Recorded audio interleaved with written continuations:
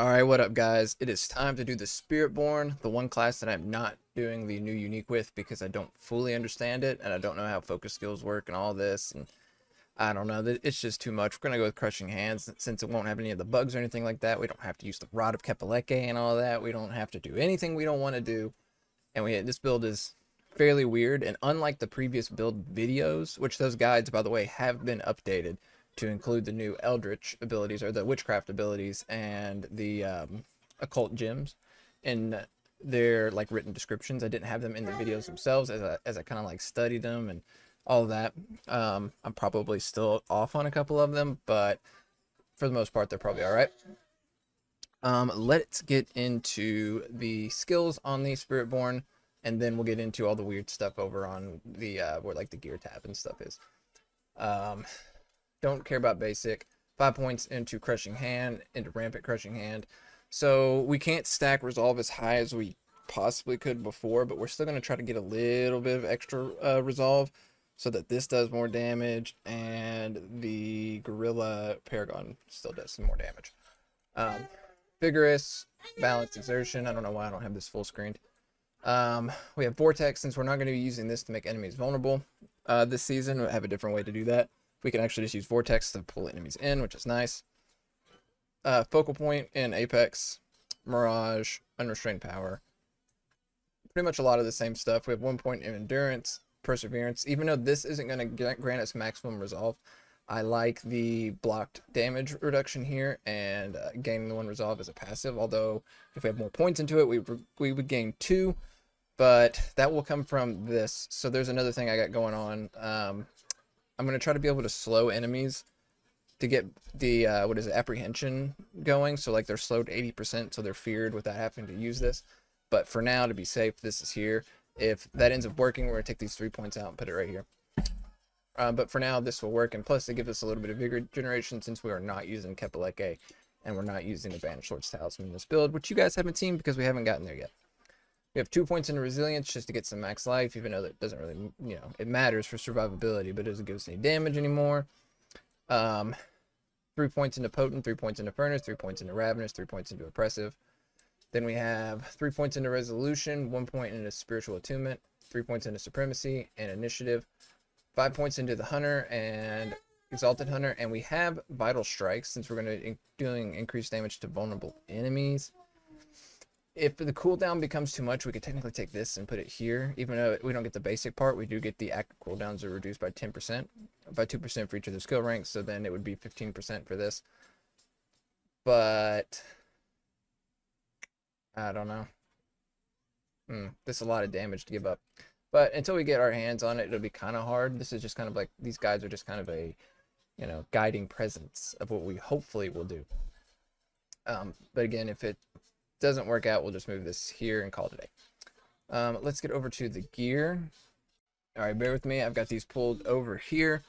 So we're going to, with the Witchcraft, we are doing Abyssal Resonance. This one right here is just to get 3 Eldritch powers to use the not for use Duststone. What is it? Killing Wind, which will give us movement speed and critical strike chance. We're not really worried about the overpower. We're going to try to stack critical strike chance, so we're crit striking most of the time. Breath of the Coven, which is one of the lost powers. Dealing damage or applying a crowd control effect with any of your witchcraft effects increases your attack speed by X for 10 seconds, stacking once per unique witchcraft effect, which we do have one of each witchcraft effect, if I'm not mistaken.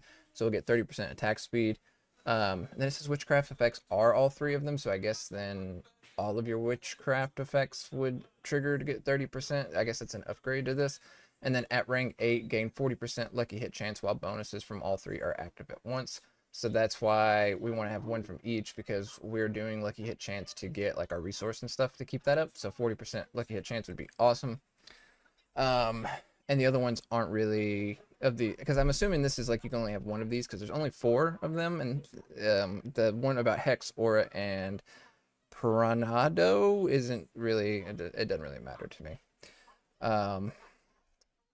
Anyway, so that's what the Breath of the Covenant is.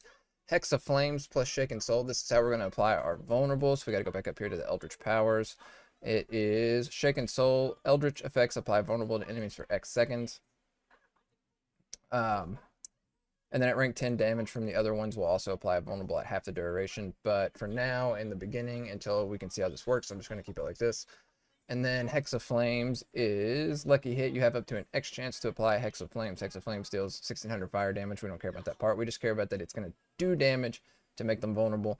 And then at rank 7, Hex of Flames explodes, dealing damage to all nearby enemies when you land a critical strike. So this is just hopefully to hit them with it with lucky hit chance. And then if at rank 7, it'll just explode and make everything around it vulnerable constantly. So that's how we're going to try to maintain our vulnerable in this PTR. If we run this build, I can't run all of my builds obviously, but I'm going to try to take a look at all of them when the PTR starts. I'm kind of just taking a break at the moment from Diablo just because it feels monotonous at the moment. But when PTR comes around, it'll be a little bit different. Do we need anything else? Hex of Wixers, heck, yeah, these two hexes are just to get the damage bonus from Dust of Stone. I have on here a third one. We don't know what is a unique. I don't know if the lost powers are unique or not because we just have text. We don't have pictures or anything like that. But let me scroll down to here.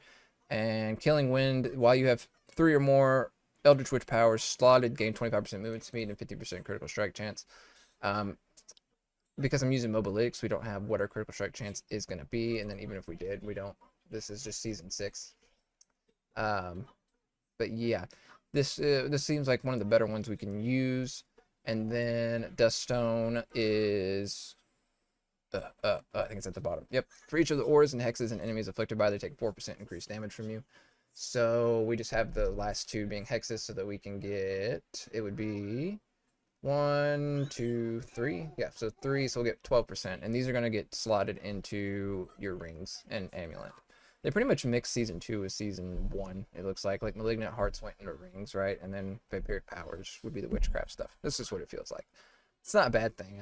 I liked season 2. Season 1 was but season 2 was fantastic. Let's go on to the actual gear though. We're using, actually this matters more. Primary Spirit, Centipede, Secondary Spirit, Jaguar. Since this I'm assuming it's not going to double dip.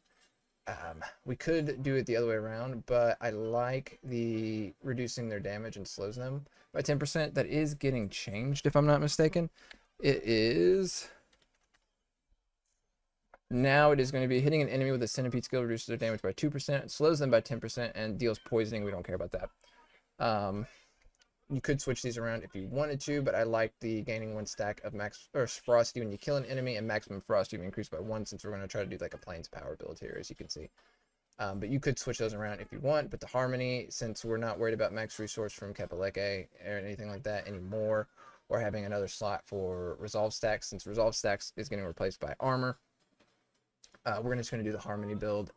We could get rid of that and do a helmet if there's some reason to do that, but I don't foresee one. Shroud of False Death, of course.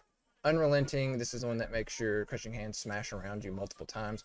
And on the gloves, we have Lucky Hit chance to restore resource, Critical Strike chance, and ranks to Crushing Hand. Utility is Crushing Hand size, and then Mystic Circle potency for the Plains power. Aspect of Apprehension, this is what I was talking about. Once an enemy is slowed by at least 80%, they become feared. So this is going to be able to slow enemies when we hit them to get them to the apprehension, but we have to hit them 8 times and then they'll be feared. But if I can find another way, I could put Lucky Hit chance to slow, but then I have to take off like the Crushing Hand size because without Kepaleke, we don't have maximum size anymore. For now, this is what we're going to rock though. Max Resolve stacks is actually armor percentage, which is going to work with the unyielding hits. That is what is being changed to. And we have barrier generation because we're still going to run Viscous Shield. It's not bugged anymore, but still, if you get max barrier, you get 33% damage. Crushing Hands already grants you a barrier, and then all I got to do is run Q again. Boom, get you some more barrier. Simple. Binding Morris, more ass, as I like to say it. Close enemies, you deal blah blah blah, but you deal 20% increased damage to slowed enemies. All enemies will be slowed all the time because of the Centipede skill, the Centipede Spirit Heart. Aspect of Plains power, everybody knows what this is, so we put this on the, so we have Aspect of Redirected Force over here, but the interaction that it has with Interdiction isn't a thing anymore, so we just need to have a good block chance. I'm pretty sure we can get 100% block chance. If not, we'll figure that out. We have Aspect of Plains power on here. I haven't selected stats because it's just going to be something like Dex, Max Life, I'll even change it right here. It's pretty much the only thing I forgot to do before I started this, but it's just going to be dexterity, max life, and critical strike damage, vulnerable damage, take your pick, just some type of damage. Tempering stat is just going to be crushing hands, and then probably Mystic Circle potency just to get that going some more. I mean, it's pretty explanatory there. And then redirected force, of course. We have total armor, ranks to potent, and ranks to unrestrained with Mystic Circle potency and Hunter cooldown reduction, so we can get our ultimate more often. Same thing on here. Dexterity attack, critical strike chance, and then the same Mystic Circle potency and Hunter cooldown reduction. Band of First Breath is getting a change though. That is why that is equipped. Lucky hit chance wave of barrier is being replaced with critical strike chance, which is awesome. Bonus damage after gaining resolve is going to be replaced with resource generated when losing resolve. Ranks to auspicious is being replaced with max resolve stacks, so we're going to get some more resolve stacks for our damage. And then casting evade consumes 1 stack of resolve to increase your damage by 40% for 5 seconds. That's awesome. So you're just going to evade, lose 1 stack of resolve, and do 40% extra damage.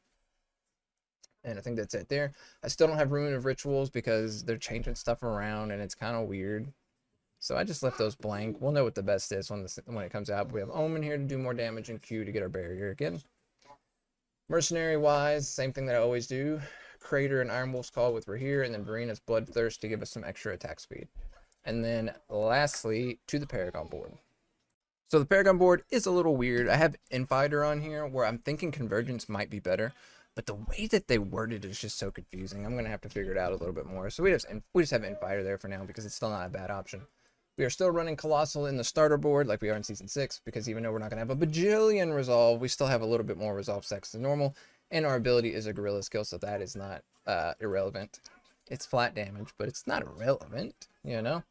Go up.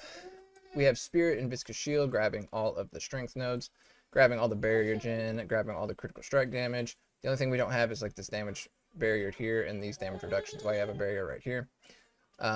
Grabbing all of the max life and the armor because hopefully the armor will stack with the unyielding hits. We have Menagerist in revealing. Just grabbing as much as we need to get it to pop.